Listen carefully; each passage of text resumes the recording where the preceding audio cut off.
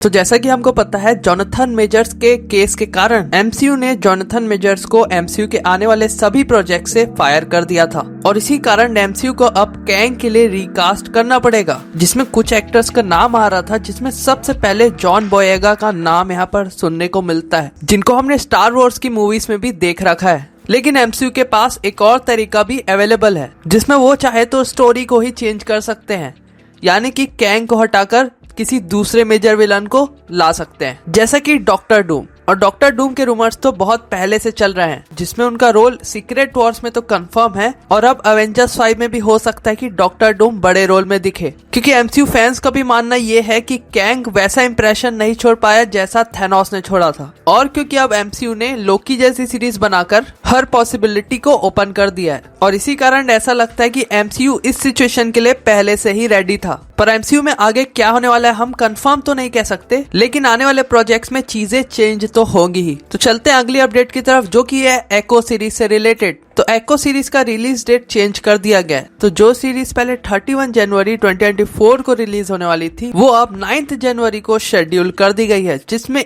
सभी एपिसोड एक साथ रिलीज आपको देखने को मिलेंगे। और इस सीरीज से आपको क्या एक्सपेक्टेशन है, प्लीज कमेंट बिलो। तो अब चलते हैं हमारी सेकेंड अपडेट की तरफ, जो की है आइस ऑफ वकांडा सीरीज से रिलेटेड। तो हमने पहले ही सीरीज के बारे में बात करी थी, तो हो सकता है कि आइस ऑफ वकांडा सीरीज को रियान कॉगलर डायरेक्ट करें, क्योंकि उन्होंने ही अब तक ब्लैक पैंथर रिलेटेड प्रोजेक्ट्स को डायरेक्ट किया है, जिसमें उन्होंने सबसे पहले तो ब्लैक पैंथर 1 को बहुत बढ़िया डायरेक्ट किया था और जिसमें वकांडा फॉरएवर की भी परफॉर्मेंस अच्छी खासी ही रही थी। तो इस सीरीज के लिए भी रियान कॉगलर बढ़िया डायरेक्टर रहेंगे। तो अब चलते हैं हमारी अगली अपडेट की तरफ, जो कि है एक्स-मैन सीरीज से रिलेटेड। तो जैसे ही आप जानते ही होंगे कि एक्स-मैन से रिलेटेड एक एनिमेटेड सीरीज एमसीयू रिलीज करने वाला था, जिसका नाम था एक्स-मैन 97, जो कि एक बार आई एक्स-मैन 97 सीरीज का रिबूट होने वाला था। तो ये सीरीज पहले अर्ली 2024 में रिलीज होने वाली थी, लेकिन अब इस सीरीज को पूरी तरीके से डिले कर दिया गया है और अब इस सीरीज का कोई भी कंफर्म रिलीज डेट नहीं है। एक्स-मैन 97 जिसने देखी है प्लीज कमेंट बिलो।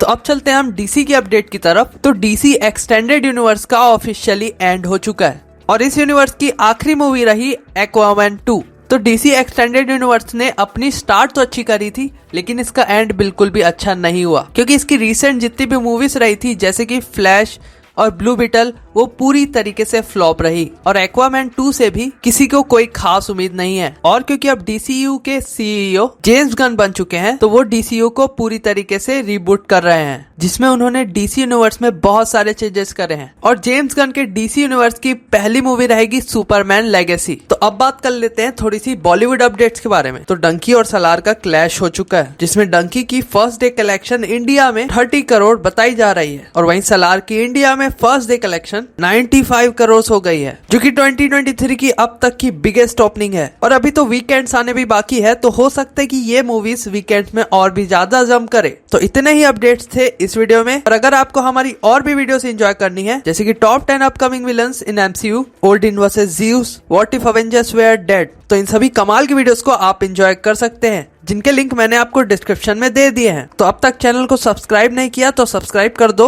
और बेल नोटिफिकेशन को ऑल पे सेट कर दो, ताकि ऐसी कमाल की वीडियोस आप तक पहुंचते रहे। और वीडियो अच्छी लगी है तो जरूर से लाइक कर दो। तो फिर मैं मिलता हूँ ऐसी ही धमाकेदार वीडियोस के साथ, तब तक के लिए गुड बाय।